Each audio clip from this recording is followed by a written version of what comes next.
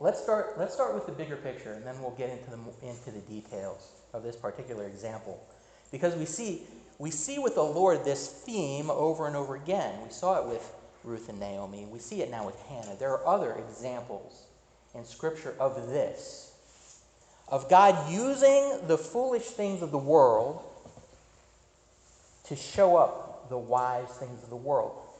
The Scripture uses the words foolish and wise, but not because the foolish things of the world are actually foolish. What that word really means is the overlooked and the despised things, the ignored things, according to the world's estimation. God isn't calling these things foolish because he thinks they're foolish. He's calling these things foolish because that's the way the world perceives them. And he's not calling what the world does wise because he thinks that it's wise. He's calling what the world does wise because they think that it's wise in their own eyes. When in fact, it's not wise at all.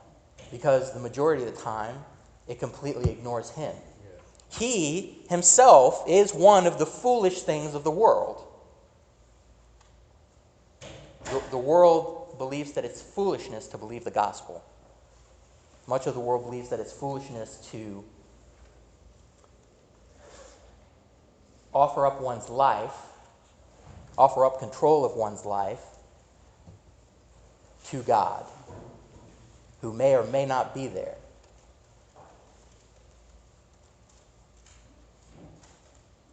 In a lot of cases, I believe that God identifies with people like Ruth and people like Hannah because he has a desire to see his works born into the earth,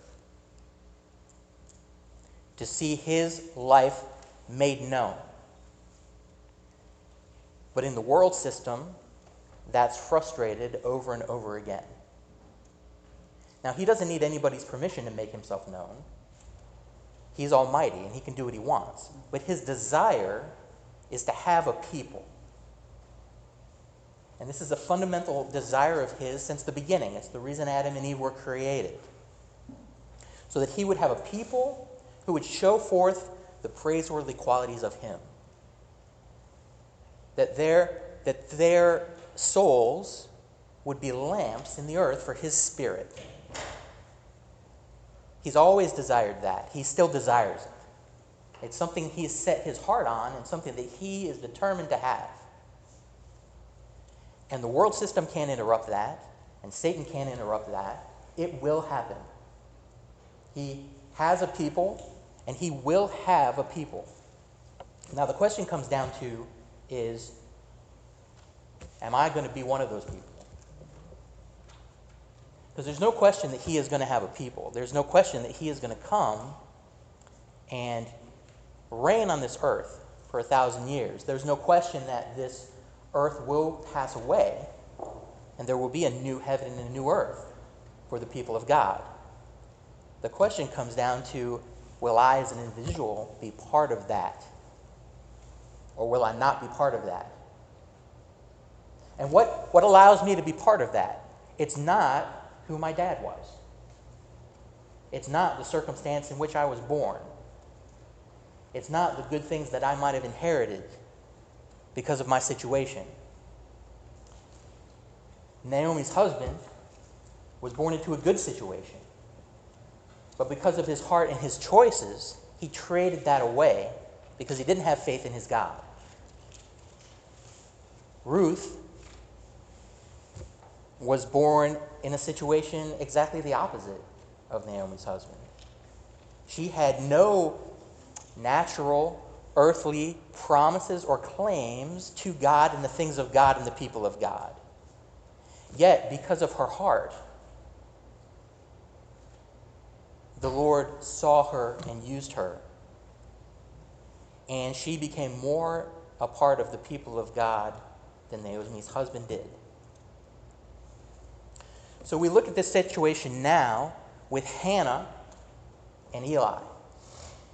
Hannah, again, she's not a foreigner, she's not a foreign woman, but she is a woman without children, which at that time is one of the worst things that could happen to a woman. I guess the only worst thing that could happen would be if her husband died and she was a widow as well as childless.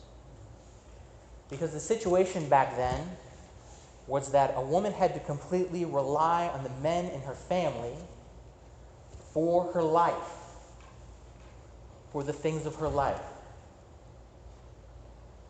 And there weren't opportunities for her to build a life and make a life of her own. It was always in connection to the men. Her husband was to take care of her. If her husband died, her sons were to take care of her. And if those two people were not there, there was no one to take care of her.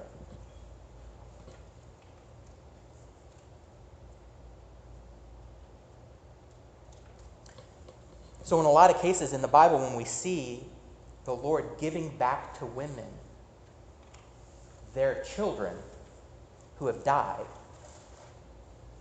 over and over and over, the Lord would intervene, God would intervene, and a dead son would come back to life. That's more than just healing the hurt of losing a child. It's literally giving that woman's life back to them in a real way. There was a larger cultural and economic context to all of that the Lord was also responding to. She was the favorite of the husband. Yet there was this other wife who had many children, and whose children would inherit everything and take the main portion of the family and the inheritance and the family line. So the interpretation back then was that the reason Hannah was childless was because she was disfavored by God. There must be something wrong, or God would have blessed her. She must be unworthy, or God would have blessed her. So that's part of everything that's going on as well. Yes. And that isn't necessarily a true thing. It can be. God can close up a womb out of discipline based on things. That is something that he has done in the past. It's something that I believe that he does. But just because somebody isn't having children doesn't mean they're disfavored by God.